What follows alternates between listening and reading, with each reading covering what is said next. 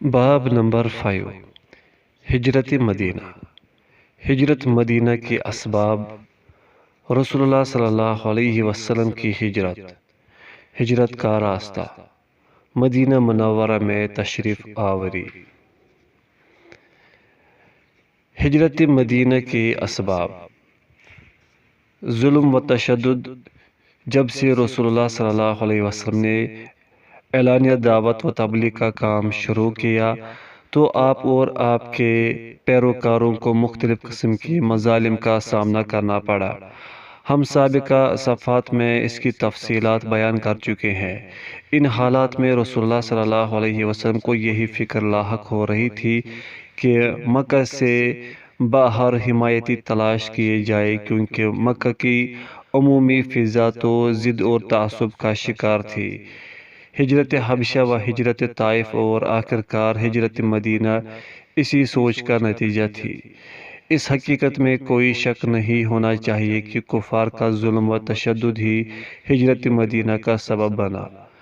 حضرت بلال رضی اللہ عنہ کو جب ہجرت کرنی پڑی تو حسرت سے کہا کرتے تھے، اے اللہ، شیبہ بن ربیعہ، عتبہ بن ربیعہ اور امیہ بن خلف پر لعنت فرما، جنہوں نے ہمیں مکہ کی سرزمین سے اس وبائی علاقے یثرب میں دھکیل دیا۔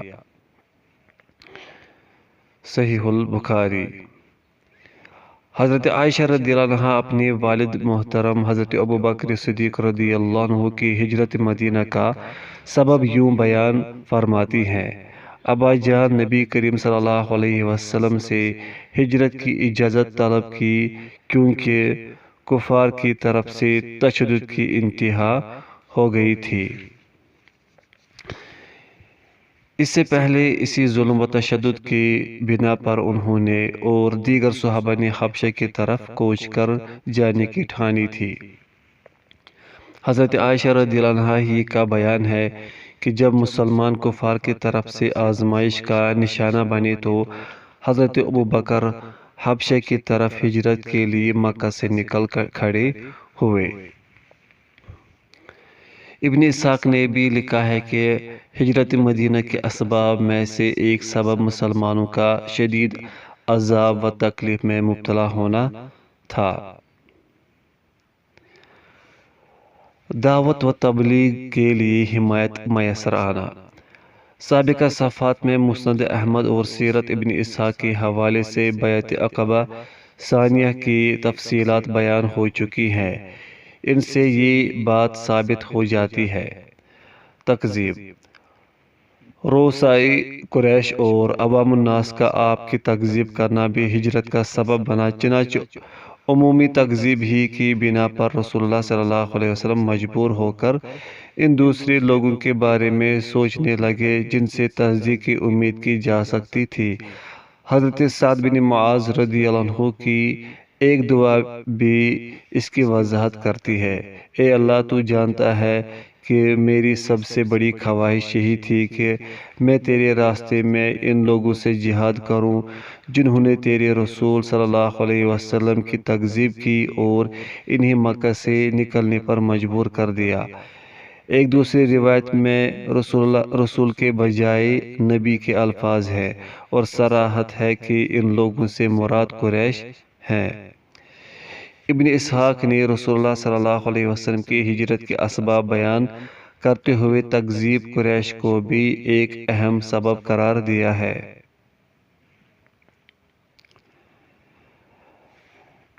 دین سے برگشتہ ہونے کا خدشہ۔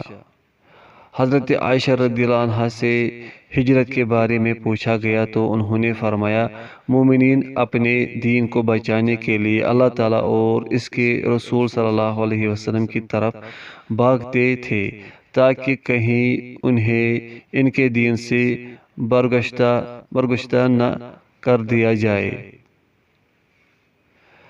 ابن اسحاق کا بیان ہے، قریش نے آپ صلی اللہ علیہ وسلم کے پیروکار مسلمانوں پر ظلم و ستم کے پہاڑ توڑے، حتیٰ کہ انہیں دین سے برگشتہ کیا اور اپنے علاقے سے نکالا۔ کچھ مسلمان تو دین چھوڑنے پر مجبور ہو گئے، کچھ ان کے ہاتھوں عذاب اور ابتلا میں گرفتار رہے، اور کچھ اپنا دین بچانے کے لیے ادھر ادھر بھاگ گئے۔ لڑائی کی اجازت۔ ابن اسحاق نے لڑائی کی اجازت کا سبب بھی بیان کیا ہے۔ ان کا کہنا ہے کہ جنگ و قتال کی اجازت والی آیات جیسے ان لوگوں کو جہاد کی اجازت دی گئی ہے جب سے لڑائی کی جاتی ہے، جن سے لڑائی کی جاتی ہے، کیونکہ بلا شبہ ان پر ظلم کیا گیا ہے۔ سورۃ الحج۔ یہ اولین آیات ہیں جن میں رسول اللہ صلی اللہ علیہ وسلم کو ان لوگوں سے جنگ کرنے کی اجازت دی گئی جنہوں نے مسلمانوں پر ظلم و ستم کیا۔ اس کے بارے میں ابن عباس رضی اللہ عنہما بھی ان کے ہمنوا ہے۔ ظلم برداشت کرنے کے صلح میں مسلمان رضائے الہی کے طالب تھے، اور وہ ہر قسم کی جسمانی اور روحانی تکلیف، اہل و عیال سے جدائی اور جلا وطنی تک بخوشی گوارا کرتے تھے۔ حضرت خباب رضی اللہ عنہ کہتے ہیں، ہم نے رسول اللہ صلی اللہ علیہ وسلم کے ساتھ ہجرت کی، اس میں ہم اللہ تعالیٰ کی رضا مندی کے طالب تھے، چنانچہ ہمارا اجر و ثواب اللہ تعالیٰ کے ذمے لازم ہو گیا۔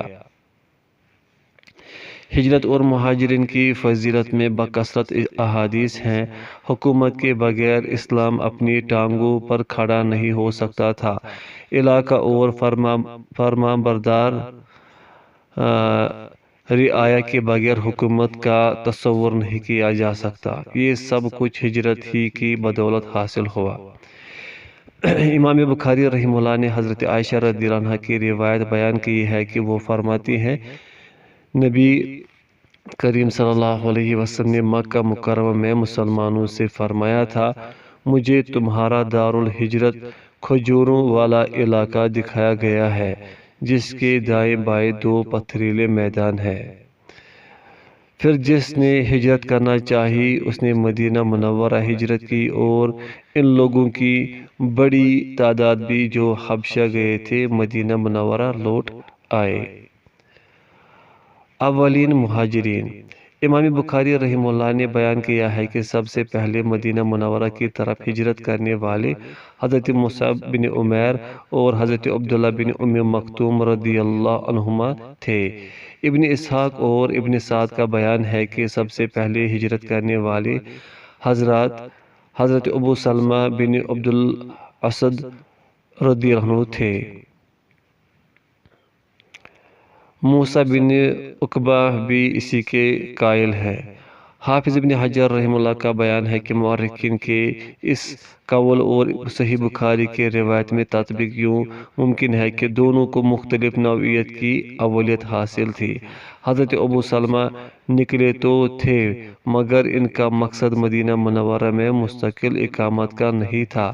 حضرت موسیٰ بن عمیر اقامت کی نیت سے مدینہ منورہ گئے تھے تاکہ وہ وہاں کے مسلمانوں کو دین کی تعلیم سے آراستہ کرے۔ مزید برآں انہیں رسول اللہ صلی اللہ علیہ وسلم نے مدینہ جانے کا حکم خود دیا تھا، چنانچہ دونوں میں سے ہر ایک کو ایک اعتبار سے اولیت حاصل ہے۔ ہجرت کی صعوبتیں۔ حضرت ام سلمہ رضی اللہ عنہا فرماتی ہیں، جب میرے خاوند ابو سلمہ نے ہجرت کا ارادہ کیا تو مجھے اور اپنے بیٹے سلمہ کو بھی اونٹ پر سوار کر لیا۔ میرے خاندان والوں نے انہیں دیکھ لیا، وہ بھاگے آئے اور کہنے لگے، تو خود تو ہمارے ہاتھوں سے نکل ہی چکا ہے، لیکن یہ تیری بیوی، ہم کیسے گوارا کر سکتے ہیں کہ تو اسے بھی دربدر کر لے پھرے۔ یہ کہہ کر انہوں نے مجھے چھین لیا۔ اس پر ابو سلمہ کے خاندان والوں کو جوش آ گیا، وہ کہنے لگے، اگر تم نے اپنی لڑکی ہمارے آدمی سے چھین لی ہے تو ہم بھی اپنا بیٹا تمہاری لڑکی کے پاس نہیں رہنے دیں گے۔ پھر بچے پر کھینچا تانی شروع ہوئی حتیٰ کہ اس کا بازو تو ہم بھی اپنا بیٹا تمہاری لڑکی کے پاس نہیں رہنے دیں گے۔ پھر بچے پر کھینچا تانی شروع ہوئی حتیٰ کہ اس کا بازو نکل گیا۔ آخر وہ بچے کو لے گئے۔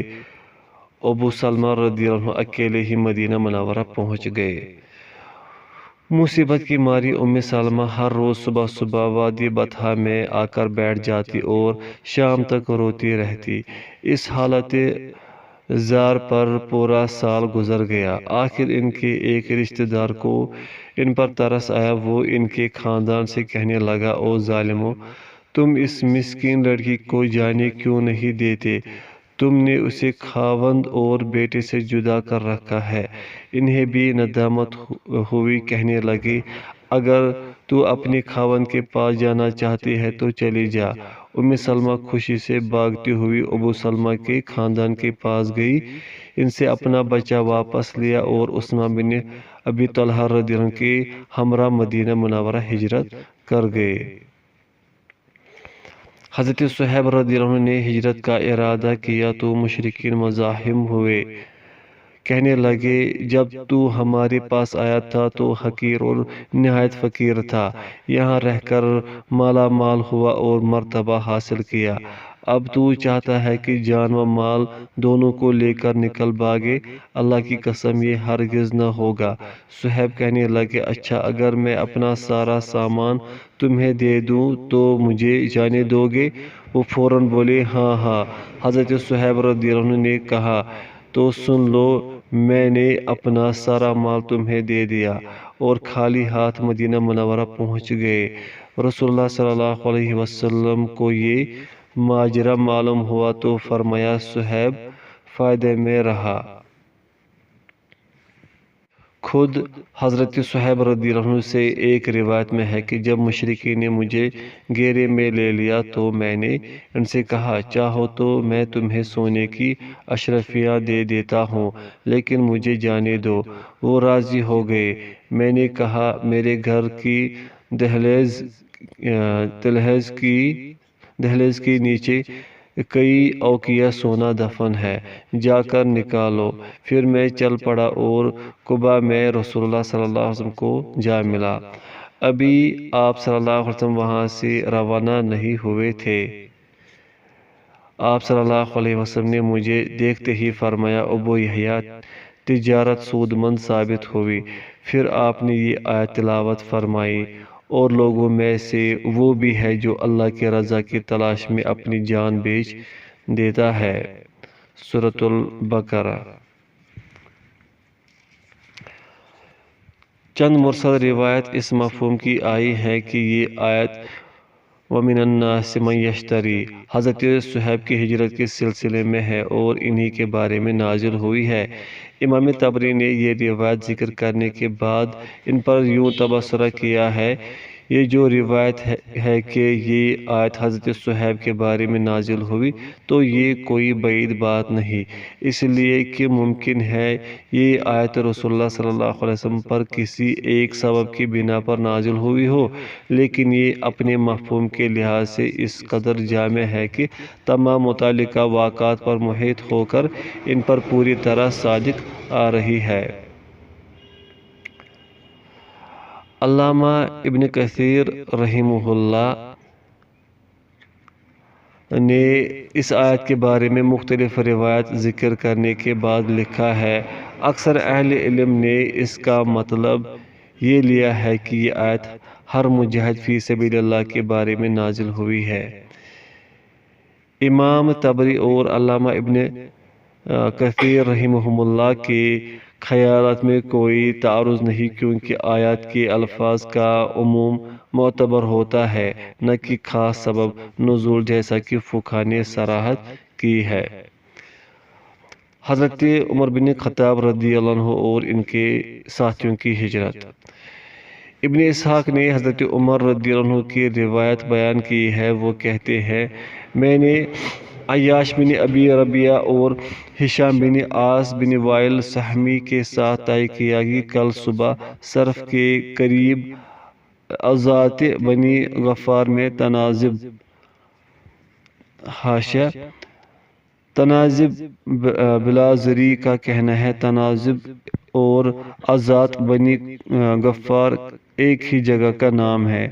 ازات ایسا علاقہ جہاں پانی کھڑا رہنے سے وہاں کی مٹی گارا بن جائے۔ تنازب اس علاقے میں اگے ہوئے درختوں کو کہتے ہیں۔ وادی صرف کے شمالی کنارے ام المومنین میمونہ رضی اللہ عنہا کی قبر کے پہلو میں یہ علاقہ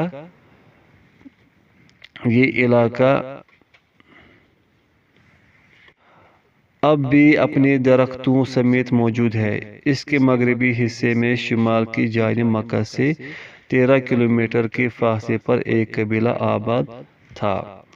حاشیہ مکمل ہوا۔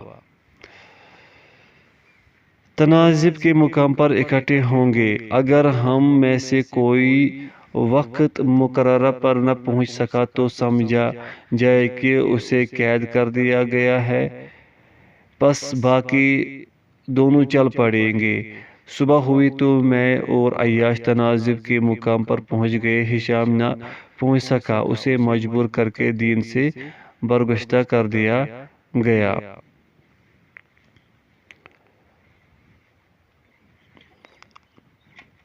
حاشیہ ابن حجر نے اسے صحیح قرار دیا ہے، دیکھیے الاصابہ۔ یہ ابن اسحاق کی سند سے محدث ابن سکن کی روایت ہے۔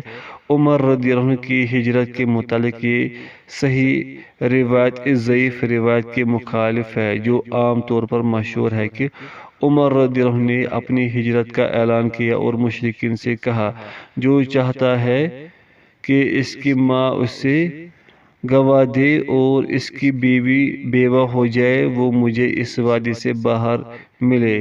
یہ روایت ابن اسیر نے نقل کی ہے۔ البانی رحمہ اللہ نے اس پر ضعیف ہونے کا حکم لگایا ہے۔ حاشیہ مکمل ہوا۔ بعد میں جب یہ آیت کہہ دو کہ اللہ تعالیٰ فرماتا ہے، اے میرے بندو جنہوں نے اپنے آپ پر ظلم کیا ہے، تم اللہ کی رحمت سے مایوس نہ ہو، بلا شبہ اللہ سب گناہ معاف کر دیتا ہے، یقیناً وہی بڑا بخشنے والا نہایت رحم کرنے والا ہے۔ سورۃ الزمر۔ اترے تو حضرت عمر رضی اللہ عنہ نے یہ آیت لکھ کر ہشام بن عاص کو مکہ بھیج دی، لیکن عمر رضی اللہ عنہ کی طرف سے یہ آیات بھیجنے کا کوئی مقصد ان کی سمجھ میں نہ آتا تھا۔ آخر کار انہوں نے اللہ تعالیٰ سے دعا کی کہ ان کا مقصد میری سمجھ میں آ جائے۔ اللہ تعالیٰ نے ان کے دل میں یہ بات ڈالی کہ دراصل یہ آیت اس جیسے لوگوں کی رہنمائی کے لیے اتاری گئی ہے۔ ان کا ذہن صاف ہو گیا اور وہ رسول اللہ صلی اللہ علیہ وسلم کی خدمت میں مدینہ منورہ پہنچ گئے اور دوبارہ ہدایت پر گامزن ہو گئے۔ علامہ ابن عبد البر کی روایت ہے کہ انہوں نے غزوہ خندق کے بعد ہجرت کی۔ صحیح روایت سے ثابت ہے کہ رسول اللہ صلی اللہ علیہ وسلم اپنی نماز میں آخری رکوع کے بعد قنوت میں دعا فرمایا کرتے تھے، اے اللہ ولید بن ولید، سلمہ بن ہشام اور عیاش بن ابی ربیہ کو نجات عطا فرما۔ ایک دوسری روایت میں ان الفاظ کا اضافہ ہے، مولا کریم کمزور اور مظلوم مسلمانوں کو نجات عطا فرما۔ اللہ تعالیٰ نے ان تینوں اور دیگر مظلوم مسلمانوں کو آپ کی دعاؤں کے نتیجے میں نجات عطا فرمائی۔ امام بخاری رحمہ اللہ نے روایت بیان کی ہے کہ حضرت عمر بن خطاب رضی اللہ عنہ نے 20 دیگر صحابہ کی ہمراہ جو سب کے سب سوار تھے ہجرت کی۔ ابن اسحاق نے ان میں سے ایک گروہ کے نام بھی درج کیے ہیں۔ انہوں نے روایت کو یوں شروع کیا ہے: حضرت عمر بن خطاب مدینہ پہنچے تو وہ ان کے ساتھ آنے والے ان کے اہل و عیال اور قوم کے دیگر افراد قباء میں ٹھہرے، اور روایت کا اختتام ان الفاظ کے ساتھ ہے: جب وہ مدینہ آئے تو اس وقت عیاش بن ابی ربیعہ کی رہائش بھی انہی کے ساتھ تھی۔ میرا خیال ہے کہ ابن اسحاق کی روایت صحیح بخاری کی روایت کی وضاحت کرتی ہے کہ یہ 20 لوگ ان کے متعلقین تھے۔ عیاش کے علاوہ یہ سب بعد میں ان کو جا کر ملے اور ابتدا میں ان کے ساتھ نہیں تھے، کیونکہ ابتدا میں تو ان کے ساتھ صرف عیاش ہی تھے۔ اس طریقے سے دونوں روایت کا ظاہری تعارض ختم ہو جاتا ہے۔ حضرت ابوبکر صدیق رضی اللہ عنہ نے جب ہجرت کا ارادہ کیا تو رسول اللہ صلی اللہ علیہ وسلم نے انہیں روک لیا کہ جب مجھے ہجرت کی اجازت ملے گی تو اکٹھے چلیں گے۔ چنانچہ انہوں نے اسی وقت سے ہجرت کی تیاری شروع کر دی۔ 2 مضبوط اونٹنیاں خریدے اور 4 ماہ تک انہیں خوب چارہ ڈالا۔ مستدرک حاکم کی روایت ہے کہ رسول اللہ صلی اللہ علیہ وسلم نے حضرت جبریل علیہ السلام سے پوچھا: میرے ساتھ کون ہجرت کرے گا؟ انہوں نے جواب دیا: ابوبکر صدیق رضی اللہ عنہ۔ پھر تو ہجرت کرنے والوں کی لائنیں لگ گئی۔ اہل ایمان روزانہ دار ہجرت اور دارالاسلام مدینہ منورہ کی طرف ہجرت کرتے تھے۔ دارالحرب اور دارالکفر مکہ مکرمہ میں صرف وہی کمزور اور مظلوم لوگ باقی رہ گئے جنہیں زبردستی روک کر قید کر دیا گیا، یا پھر معذور لوگ جو نقل و حمل سے عاجز تھے۔ مہاجرین کے باقی ماندہ لوگوں میں سے آخری حضرت عبداللہ بن جحش رضی اللہ عنہ تھے۔ وہ نابینا ہو گئے تھے۔ انہوں نے ہجرت کا عزم کیا تو ان کی بیوی نے ناپسند کیا اور مشورہ دیا کہ مدینہ کے بجائے کسی اور طرف چلنا چاہیے۔ انہوں نے خفیہ طور پر اپنے اہل و عیال کے ساتھ ہجرت کی اور مدینہ منورہ پہنچ گئے۔ ابو سفیان نے موقع کو غنیمت جانا ان کے مکہ والے گھر پر قبضہ کر کے اسے فروخت کر دیا۔ بعد میں کسی وقت ابو جہل، عتبہ بن ربیعہ، شیبہ بن ربیعہ، عباس بن عبد المطلب اور حویطب بن عبد العزیٰ اس گھر کے پاس سے گزرے تو اس گھر سے غیر دباغت شدہ چمڑوں کی بو آ رہی تھی۔ عتبہ کی آنکھوں سے آنسو بہنے لگے اور اس نے یہ شعر پڑھا: ہر گھر خواہ وہ کتنی دیر صحیح سلامت رہے، بالآخر کسی نہ کسی دن مصائب اور بربادی کا شکار بنے گا۔ حاسم نے یہ روایت طبرانی سے نقل کی ہے اور کہا اس روایت میں عبداللہ بن شبیب ضعیف ہے۔ یہ واقعہ ابن اسحاق نے بھی حاسمی کی روایت کے مطابق بیان کیا ہے، لیکن ان کی روایت میں ہے کہ نابینا عبد بن جحش تھے جو عبداللہ بن جحش کے بھائی تھے۔ ان کی کنیت ابو احمد تھی۔ ان کی بیوی کا نام فاریہ بنت ابو سفیان بن حرب تھا۔ ان کے بھائی عبداللہ بن جحش نے جب ہجرت کی تو وہ اپنے اہل و عیال کے ساتھ اپنے اس نابینا بھائی کو بھی مدینہ منورہ لے آئے۔ یہ روایت معلق ضعیف ہے۔ معلوم ہوتا ہے کہ ابن اسحاق کی روایت ہی درست ہے۔ حافظ ابن حجر رحمہ اللہ نے صرف یہی روایت بیان کی ہے۔ اس قسم کے واقعات سے پتہ چلتا ہے کہ مکہ مکرمہ کے بہت سے گھر ان کے باعثوں کی ہجرت کر جانے کی وجہ سے سنسان ہو گئے تھے۔ رسول اللہ صلی اللہ علیہ وسلم کی ہجرت۔ قریش کی سازش۔ جب قریش کو اس معاہدے کا علم ہو گیا جو بیعت عقبہ ثانیہ میں رسول اللہ صلی اللہ علیہ وسلم اور مدینہ والوں کے مابین طے پایا تھا، اور انہوں نے کھلی آنکھوں سے دیکھ لیا کہ مسلمان اکا دکا اور ٹولیوں کی صورت میں ہجرت کر رہے ہیں، تو انہوں نے حقیقی خطرہ بھانپ لیا کہ مسلمان مدینہ میں اکٹھے ہو گئے اور رسول اللہ صلی اللہ علیہ وسلم بھی ان کے پاس پہنچ گئے، تو اس کا کیا نتیجہ نکلے گا؟ ظاہر ہے مسلمان وہاں منمانی کریں گے، اس لیے انہوں نے یہ مضمون فیصلہ کر لیا کہ آپ صلی اللہ علیہ وسلم کی شمع زندگی ہی بجھا دی جائے۔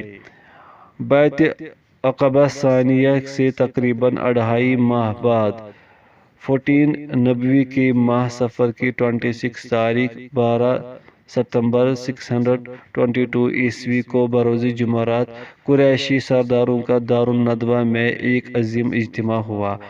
اس اجتماع کا مقصد صرف یہ مضمون مشورہ کرنا تھا کہ اللہ رب العزت کے آخری رسول صلی اللہ علیہ وسلم کا کام کیسے تمام کیا جائے۔ اس اجتماع میں ان لوگوں نے جو مختلف آراء پیش کیے، قرآن مجید نے ان کا خلاصہ بیان کیا ہے۔ اور اے نبی، یاد کیجئے جب وہ لوگ جنہوں نے کفر کیا آپ کے خلاف تدبیر کر رہے تھے کہ وہ آپ کو قید کر دے یا وہ آپ کو قتل کر دے یا وہ مکہ سے نکال دے، اور وہ تدبیریں کر رہے تھے اور اللہ بھی تدبیر کر رہا تھا، اور اللہ سب سے بہتر تدبیر کرنے والا ہے۔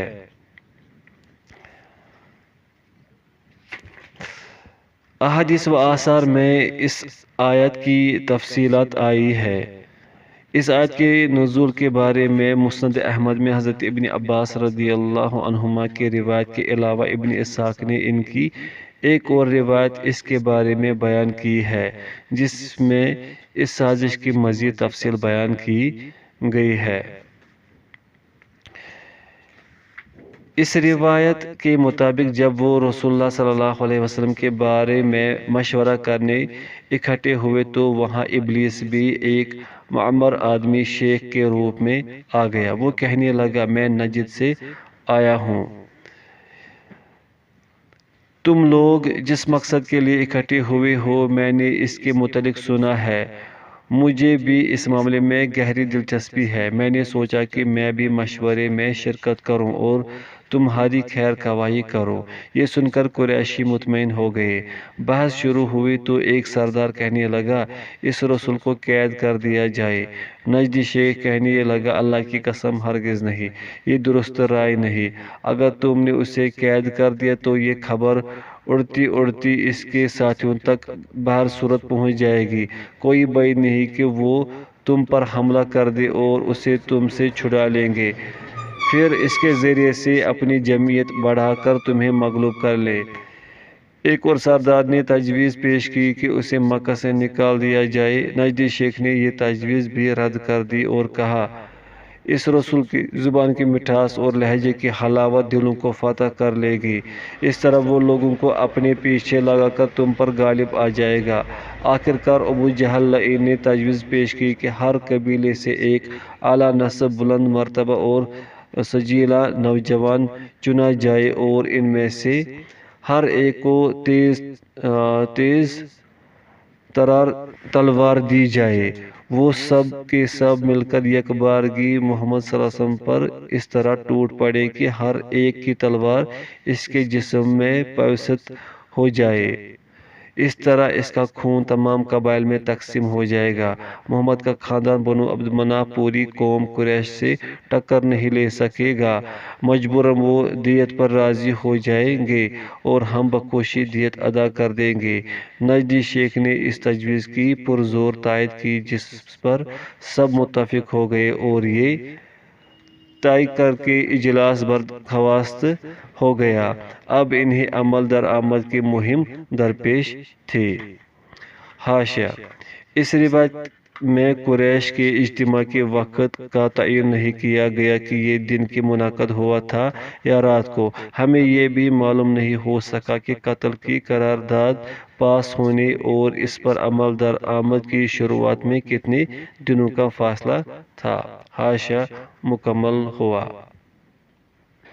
باب نمبر